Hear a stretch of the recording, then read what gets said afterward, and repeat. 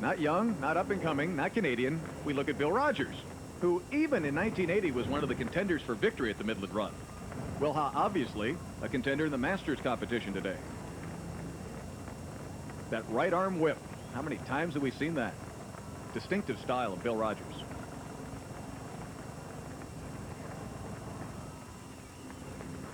Kathy O'Brien striding out down the hill. She is on her way to shattering the course record today. I guess that early pace, which some might have considered suicidal, wasn't that at all. It was just murderous on her competition.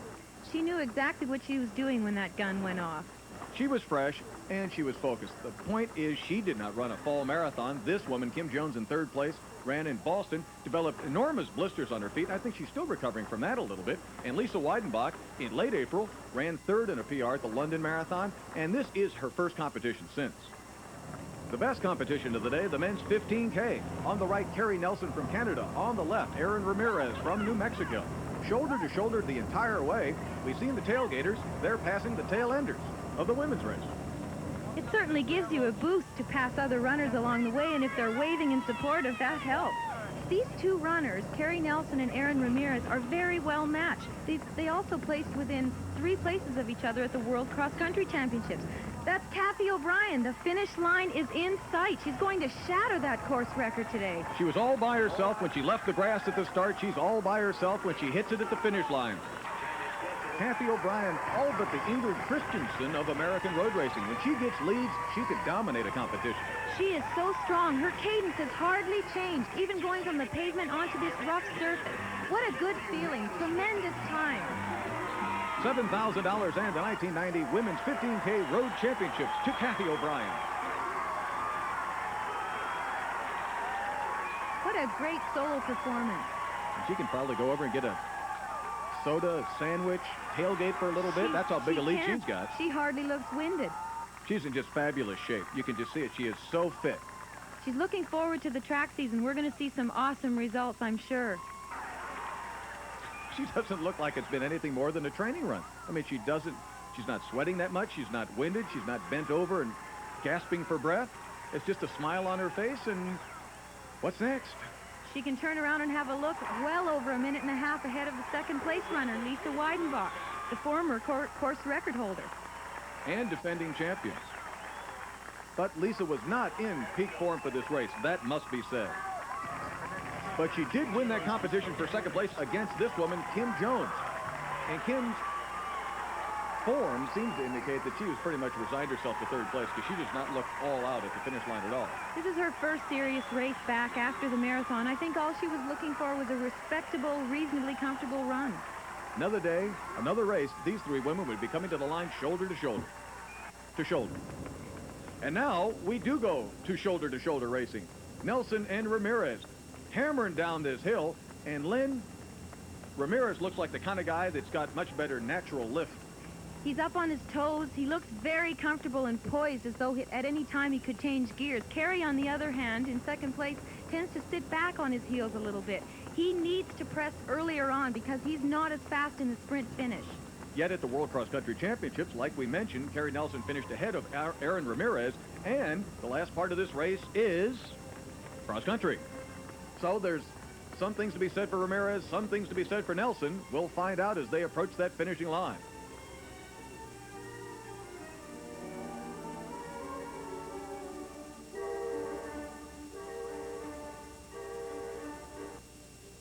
The road race. Dad, please. Kerry Nelson leads Aaron Ramirez. They're on the dirt heading toward the grass, and this is what Kerry has to do, Lynn. He's about 600 meters now from the finish line. This is his bid to go right to the tape. Can he hold off the challenge of Aaron Ramirez? The discerning eye of a future coach. And now it's Ramirez hitting the grass. Nelson trying to hold him off. There's the kick. Almost the crash, but there's the kick. And now it's up to Kerry Nelson to try to match it. He's got to cover it, but geez, look how quickly Aaron Ramirez just opens up that gap. He's obviously much more comfortable running on this rough terrain. He looks as though he's got the kicker speed, though. Kerry Nelson, again, too far back on his heel. And tremendous arm drive. You can see it on that left side. He's really gone to the whip on that left side, and Kerry Nelson has nothing in reserve to answer it. Aaron Ramirez looking very strong. He knows he can go right to the finish from this point. He's raced well. He's sharp for this. This isn't going from too far out. He seems very well dialed into the distance. He's run a half marathon before. He's never raced at 15 kilometers, but he's got plenty left, and he's going to run an excellent time on a hilly course.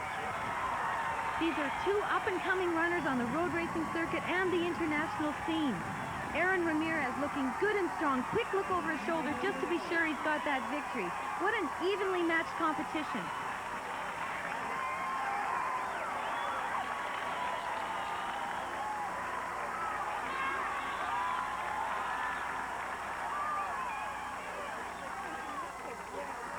Down to our Runner's World Winner's Circle.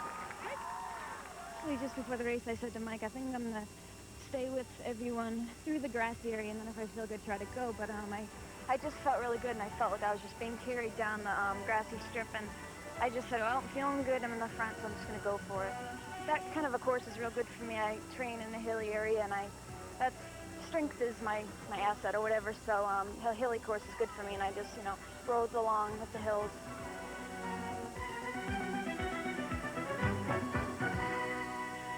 Didn't go out too fast, something like 450 something at the mile, but just pretty slow.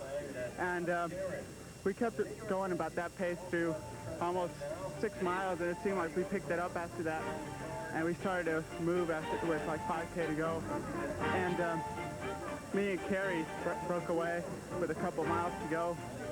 And me and him just stayed together till we got on the grass, and that's when I kicked or tried to.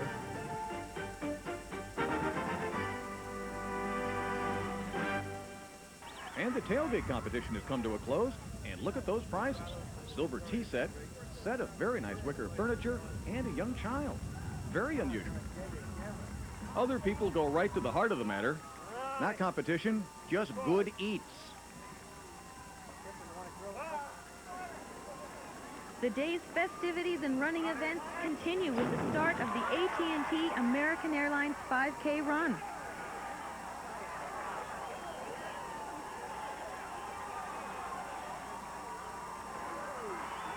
The reason the community is so supportive is that the Midland Festival is a benefit for the Midland School. The executive director of the Midland School is Dr. Edward G. Scagliotta. Midland School serves children who are classified as emotionally disturbed, communication handicapped, and neurologically impaired. We serve youngsters from 12 New Jersey counties. Too many times the capabilities and abilities of these youngsters are not recognized. They have the ability to achieve, to succeed. They can become abiding citizens. They can be self-sustaining, self-sufficient. That's the gratification I receive on a daily basis. Without the runners, without the spectators, without the people who are involved in Midland School, there would not be the kinds of programs that we have in operation today. It's the general community, the greater community that provides all of the services we need. All of the normalcies that our youngsters require come through what happens today at the Midland Run. People, people, people.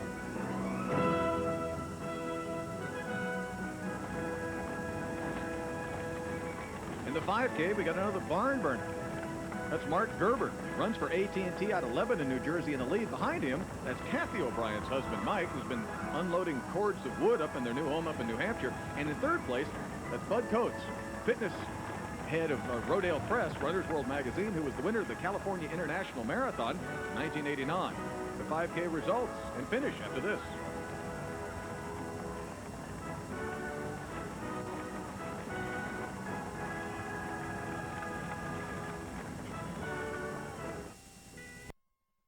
You're watching ESPN, the Total. What a day for the O'Brien. Mike O'Brien makes it 2 for 2 as he takes home the victory at the Midland Run 5K, averaging 4:40 a mile. And now for our Foot Locker scoreboard. Lisa Weidenbach, a whole minute and a half behind Kathy O'Brien, but yet she broke her own course record by 30 seconds.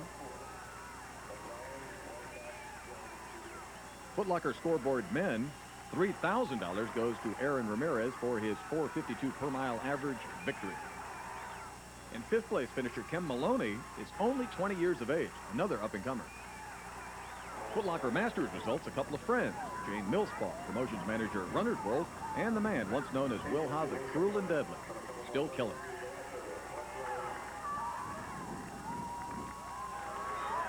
Races for the kids have become very popular out on the circuit, but it's a good thing they have them on the grass. It's been an afternoon of fun and festivities for everybody. Amidst the bands playing, the tailgate parties, the skydivers, the kiddie dashes, Kathy O'Brien went on to become the National 15K champion, an impressive solo performance shattering the course record. The Midland race is over, but the party isn't. The festivities continue.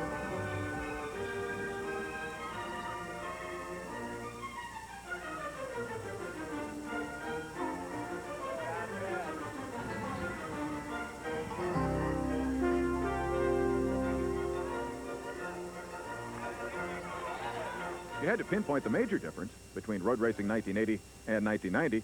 Besides the dollars that are involved today, it'd have to be the advent of a new generation. We've gone from the single scene of the 80s to the family affair of the 1990s. And nowhere has the full measure of the changes in the sport, financial and social, been more apparent than here at the Midland Run. Now next month on the Foot Locker Road Race of the Month, we go to one of America's largest birthday parties, the 40,000-strong Peachtree Road Race in Atlanta, Georgia. Until then, for my partner, Lynn Williams, I'm Tony Revis. Thanks for joining us. Good luck on the roads.